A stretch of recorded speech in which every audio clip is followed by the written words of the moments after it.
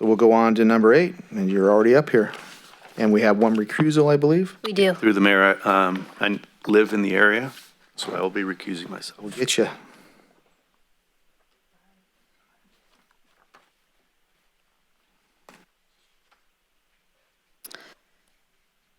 So as the last district was a streetlight district, this district is strictly a landscape maintenance district, so it's District 1. It's broken up into 1A, which is the Stabler Lane area. So here's Stabler Lane, West Onset Frontage Road, Jamie Drive. So it gives you an idea of that location. And then Garden Highway area, you have Garden Highway right here, Bogue Road, Shanghai Bend Road. So it's basically paying for the landscaping improvements along Garden Highway. So again, the city annually levies and collects assessments for this district. District 1, zones of benefit A and B do not have provisions for a cost of living adjustment. And so historically, we've always charged the maximum for both of these districts. Zone of benefit B1 was recently formed and does include a cost of living adjustment. So again, the engineer's annual report has been prepared. In previous years, expenditures have exceeded the revenues. And so the city addressed the negative fund balance by cutting costs and using general fund supplemental funds to supplement the account. And then this year, what we're proposing to do is actually reduce the amount of maintenance. So in the amount that's being budgeted for District 1B in the Garden Highway area, that is going to provide for about 7 months worth of maintenance. And so there'll be a period of time where it's really just supplemented, just really on an almost emergency as needed basis to be able to address that. There are some reserve funds in 1B based upon a previous allocation from the general fund. If we need to do some supplemental maintenance, we would pull from that account. So we just want to, as staff, we want to point this out to council so the reduction in services will be noticeable. It's unlikely that the city will be able to maintain acceptable levels of maintenance in the future. And again, we're mainly talking about District 1B, that Garden Highway area. In 2008, as we had this similar issue, we attempted to do a Proposition 218 process to get the property owners to approve a cost of living adjustment. That failed. They voted not to do that. And so without rate increases, maintenance costs will continue to exceed revenues, resulting in either lower maintenance to the area, or the council will need to provide direction related to supplementing the account. So District 1A, revenues of $22,007, expenditures of $20,472, with basically zero fund balance. So that district's barely collecting enough revenues to maintain the level of maintenance. 1B, this again includes that 1B1, but revenues of $65,937, expenditures of $62,676. Here's that fund balance that had been provided previously last year that went unspent, but so we would be able to utilize that if necessary to supplement the maintenance costs. But again, just want to reiterate, the level of maintenance is not going to be the same as it's been in the past. We will get a lot of complaints about this. Council will likely get complaints about this. In order to address this, the options are really to go back to the property owners to go through a 218 process to continue or consider raising the rates, or to supplement the zone with additional funds from either general fund or streets and roads fund. So again, talked about these alternatives.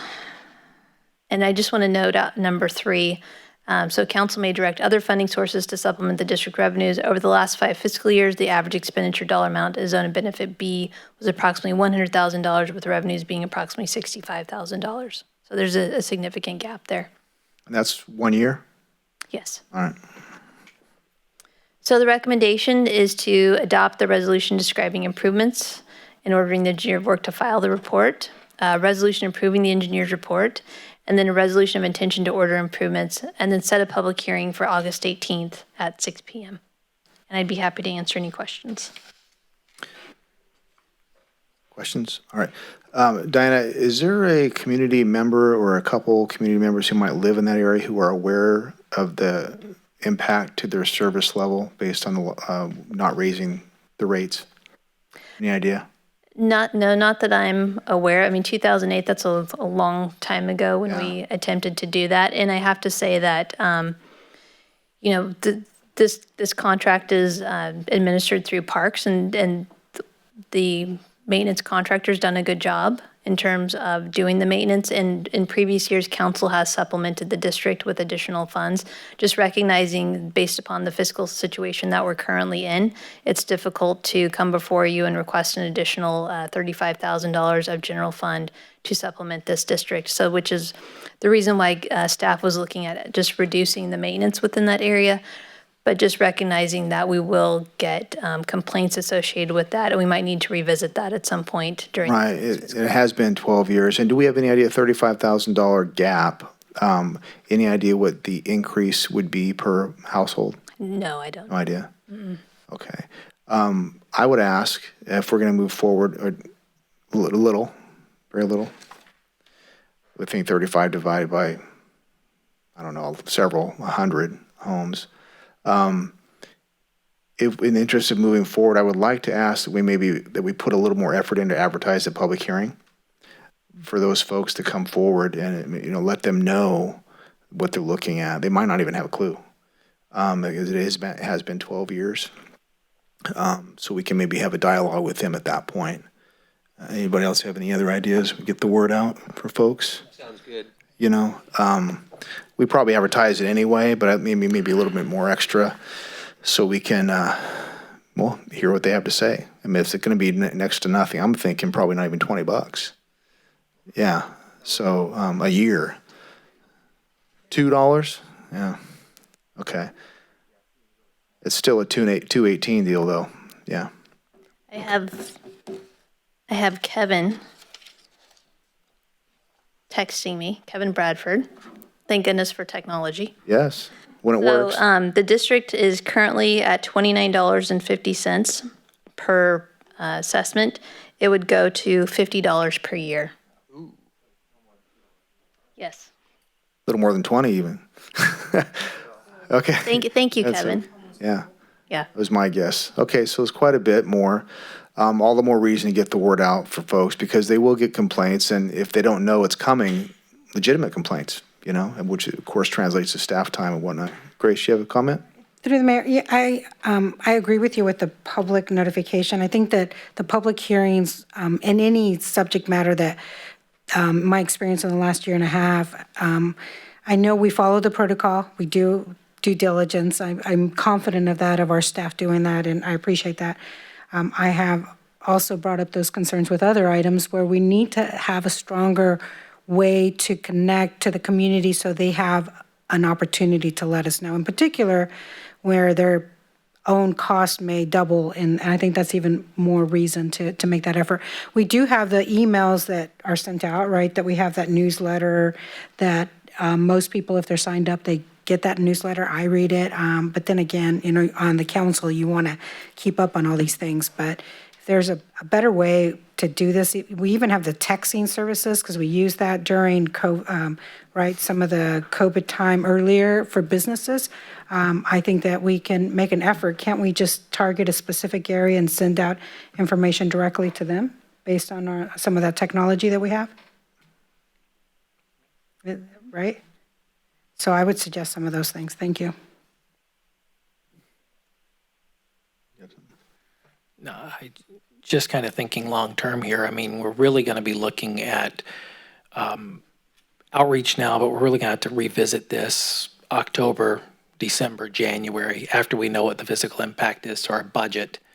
I agree, they need to know, but we can't even figure out what we're going to transfer or not until we get further down this. Ideally, we wouldn't transfer anything, right? We just kind of bring them up to make it whole. We haven't had a rate increase in a while and kind of what they're designed for. But yeah, so that would be our comment on that. What are we trying to do here?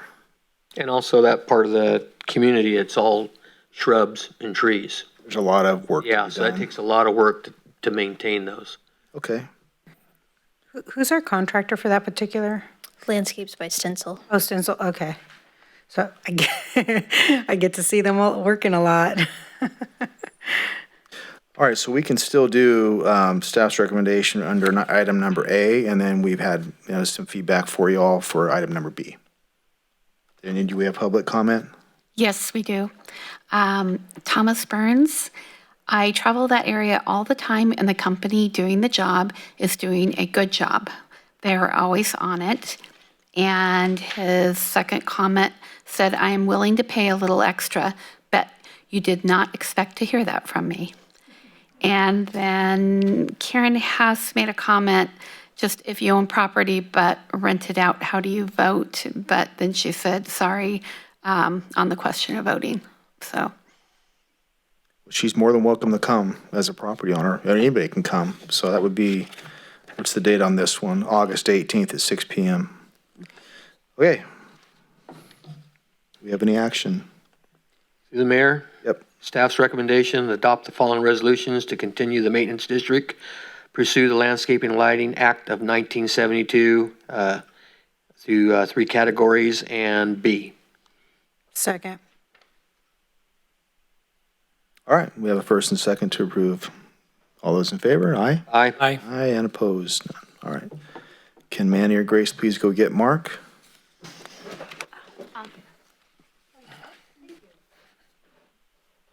Or, yeah, whomever. Yeah, it doesn't matter. And it looks like I've got to step out on this one. Dave and I both do, so we'll have Mark step in when he gets here.